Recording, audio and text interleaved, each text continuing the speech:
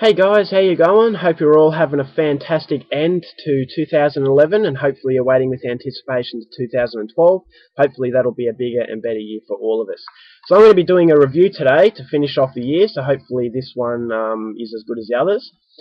Don't worry, I know a few of you have been asking if I'm okay because I haven't been on YouTube for a while. Yes, I'm okay. I've just been very busy at this time of year, so YouTube hasn't been a priority. But rest assured, I'll be back bigger and better next year.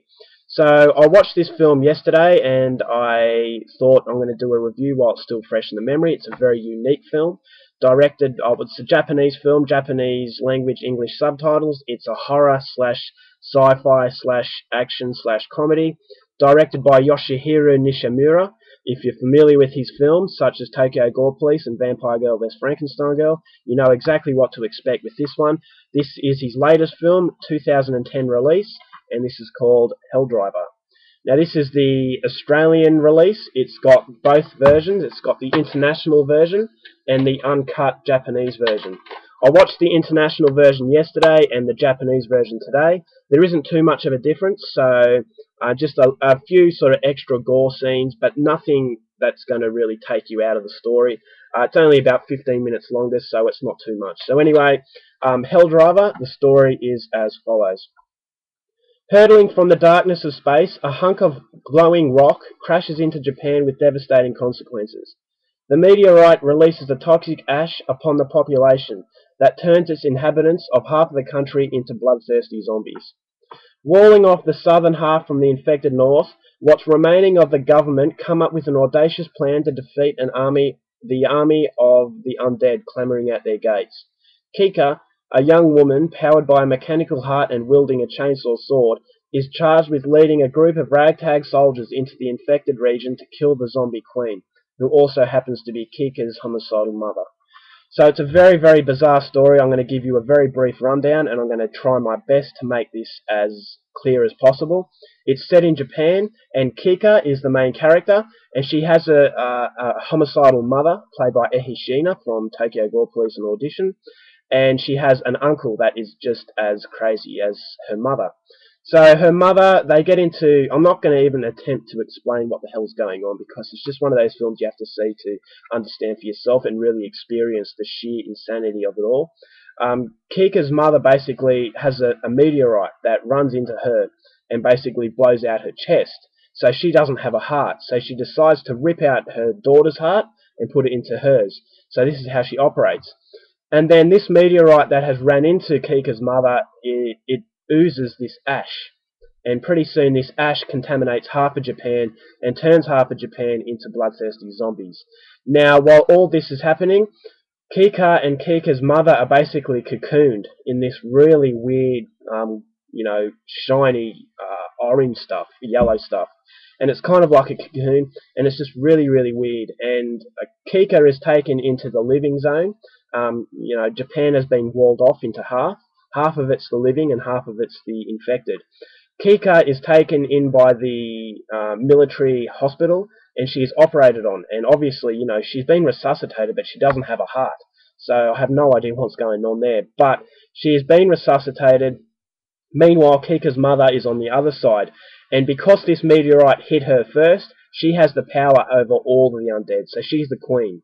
And the government really need to destroy this woman because, they're worried that the undead are going to get through this wall and into the living. So they engineer Kika into this killing machine.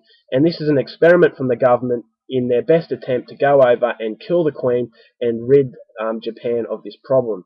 So Kika reluctantly has to go into the infected zone with a few other people in order to save Japan and bring a better and brighter future for the country. So that's as far as I'm going to go with the synopsis of this absolutely maniac crazy film. Hopefully that's left enough interest for you to go out there and see the film for yourself. I know it wasn't a very clear rundown, but it's definitely not a very clear film. So that's as far as I'm going to go. And now I'm going to be sharing my thoughts on this film. I've never been on drugs. I don't know what it's like to be on a high. I don't know what it's like to be spaced out. But I would say that it's pretty much the feeling that I got after watching this one. Every now and then a film comes along where you think, why the hell am I watching this? What the hell did I just see? And if people who don't like this sort of thing watched it with you, you'd be looked upon like you're some kind of maniac. And that's exactly what happened. I watched this film, and my nephews were around. And my nephew turned around to me and said, "What the hell do you watch?"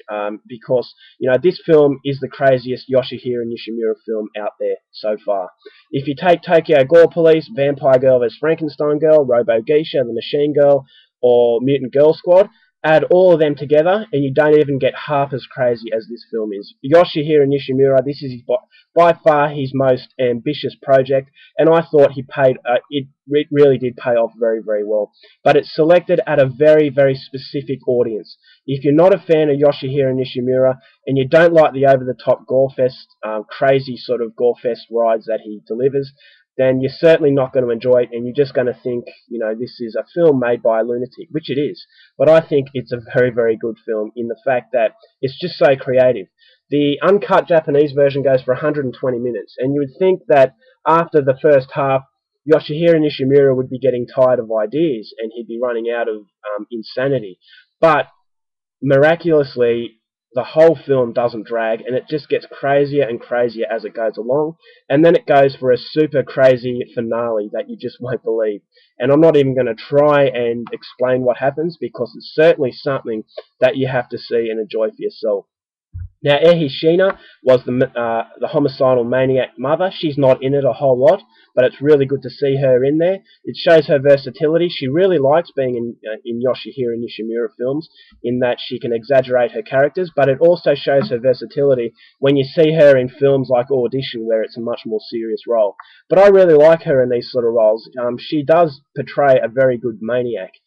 She was a maniac in Audition. She was a maniac in Tokyo Gore Police, a maniac in Vampire Girl vs. Frankenstein Girl. So she plays the maniac really well, but the difference with this role and the role of Audition is that these roles are much more exaggerated, and I think it really does suit her. The main character, Kika, she was beautiful, and once again, fits into the role of a Yoshihiro Nishimura film. He does a really good job at the casting. Each and every one of the characters are very well developed, although exaggerated. They're all different from each other, so none of them just blend into the background. The zombies were very, very unique. They had antlers coming out their forehead, which powered them. So that was something very creative and I've never seen before. As I said, I'm not going to tell you what happens at the end, so I want to leave that as a surprise, because you'd never see it coming. So the soundtrack was great, fantastic. I thought it suited the mood to each and every scene. There were some really funny moments that, the funny soundtrack even added more, of a comedy impact to it. The blood and gore is there. It's very over the top, as you would expect from this kind of film. The blood is spraying out like, they have thousands of litres of blood. Some of it is in CGI, which I didn't like at first, but then I stopped and I thought, hang on, how would you have done that without CGI? So I could forgive that, and I think it just adds to the charm a little bit more. So definitely Yoshihiro Nishimura's most ambitious and craziest film he's made. It's the craziest film I've seen of the Japanese sort of genre, in any genre, as far as I'm concerned. It's a film not to be taken seriously, obviously. It's a film that not everyone's going to like. It's directed at a very specific audience, as I said. But if you're a Yoshihiro fan, you're definitely going to have to pick this one up. I don't think it's his best film. I think Tokyo Gore Police was a little bit better. But having said that, this one is right up there with them. Yoshihiro Nishimura is the most creative, unique director out there. He's fast becoming one of my favourite directors, just for the sheer insanity that he delivers in his films. And this one is definitely not going to disappoint you if you want something that's going to make you think, what the hell did I just see? As I said, I've never been on drugs, but, this is the closest I've came on drugs after watching this, because I was spaced out. I had no idea what I just watched. My nephews, as I said, watched it with me, and they were just looking at me as to say, what the hell is wrong with you? Which is exactly, what Yoshihiro was obviously going for, and he achieved it big time in this film. So I would highly recommend it to anyone who's fans of the extreme, over-the-top Japanese gore fests. This is one of the better ones. Hopefully you can get both versions, the international and the Japanese version. So yeah, definitely a film that won't disappoint Yoshihiro Nishimura fans. So yeah, Helldriver is one hell of an experience.